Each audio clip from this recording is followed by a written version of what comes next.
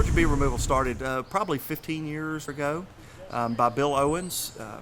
Bill was a firefighter at the time and a beekeeper, and was Georgia's first master craftsman beekeeper, which is basically the highest trained beekeeper that you can possibly be in Georgia. And he saw a need for bee removals. And as a firefighter, he started doing them as a part-time thing on his days off, and just grew the company to where we're at today. We are the only full-time, full-service bee removal company in the state of Georgia, and we perform hundreds of bee removals a year all throughout the state.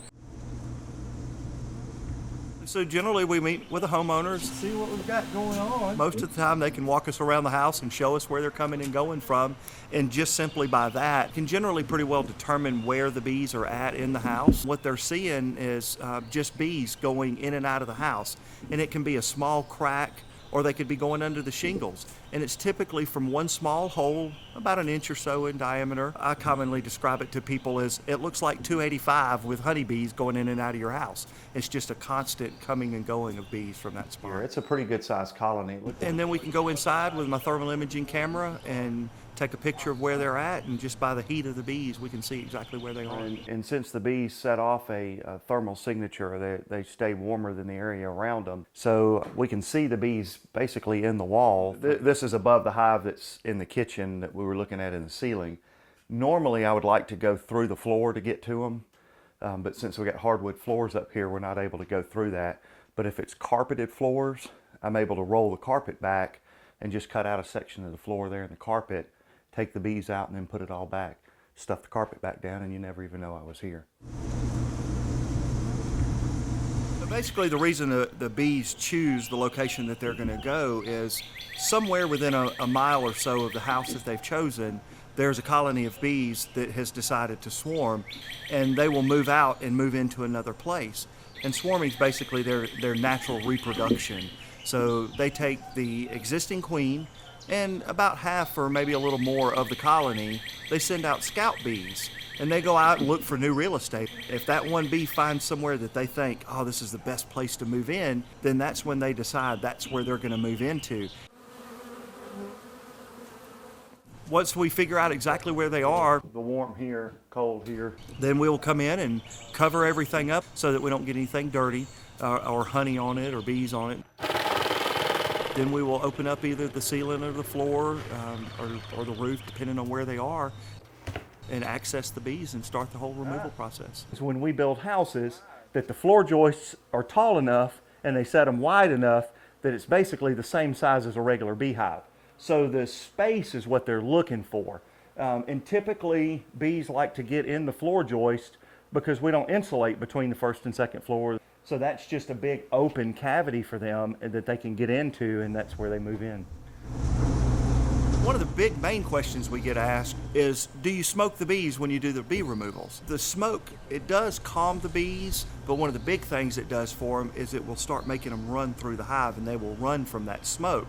So when doing a bee removal, we don't want the bees to run very far. Unless the bees are just really grumpy and having a bad day, we generally don't use smoke because we don't want them to run off too far back into the house so that we don't have to make a bigger hole than necessary to get to them. We have a wonderful bee vacuum that our company came up with probably 15 years ago, and it safely removes the bees. It removes them alive. The comb, as we're taking it out, we'll cut it out in each section, vacuum all the bees off of it, and then depending on the time of the year, we'll either keep that comb and when we take it home and go to put the bees inside the hive, we can take those pieces of comb and rubber band them back into the wooden frames that we have inside the hive, and the bees don't have to start over as bad. Sometimes it's hot during the year, or the comb is brand new, so it's super soft, so we can't reuse it, but it doesn't go to waste. I actually have someone that they pick it up and melt all the beeswax out of it, and then they make candles and body products and all kinds of stuff out of it. For the most part, we generally find her. She's a significantly larger bee, and of course she's the one that's laying all the eggs and making all the bees, so she's one of the most important bees in there, and we're looking for her so that we can save her and separate her out, because we don't like to have to run her through the vacuum just because there is that potential that she could get hurt or get overheated in there. So we like to try and keep her separated, but it also lets us know 100% certain that we got her and we don't have to worry about them starting over inside the house again. We get situations where the first thing that people want to do is spray something up there to get rid of them. And what people don't realize is you're probably seeing 2 or 3, maybe 400 bees coming and going on the outside of the house. With that many bees on the outside, you're looking at 20 to 50,000 bees inside the house. So yeah, you can spray something up there and it will kill the ones on the outside, but it's not getting inside to where the colony and all the bees are living in the honeycomb and stuff. So it's really pretty ineffective. You're just basically slowing them down for a little while. If they were to kill those, now you're talking about having 20 to 50,000 dead bees, which, a bee is super small, but you put 50,000 of them together, and it's basically the equivalent of like having a dead raccoon in your ceiling. But then you have all the honey that they stored up, the baby bees or the brood that they're raising, the beeswax and all that kind of stuff hanging out in there. That started encouraging rats and roaches and that type of stuff to be in the ceiling trying to eat that. But even worse is, especially here in Georgia when it gets good and hot, that stuff starts letting go from the floor joists and falls down on the sheetrock. It'll soak into the sheetrock and then eventually the ceiling's going to fall in. I encourage people, if they're not going to have the bees removed, then you're better off to just leave them alone and let the bees live in there and do their thing, because they can manage that comb and that honey and everything. As long as the bees are alive, you'll never really have any problem with them. It's when the bees start getting killed off, that's when you hear the horror stories of honey leaking down the wall and that type of stuff. I do occasionally have homeowners that want to keep the bees, but the unfortunate part about honeybees is if we were to remove them from the house and then try and put them in a hive in the backyard, they would fly right back to where we removed them from.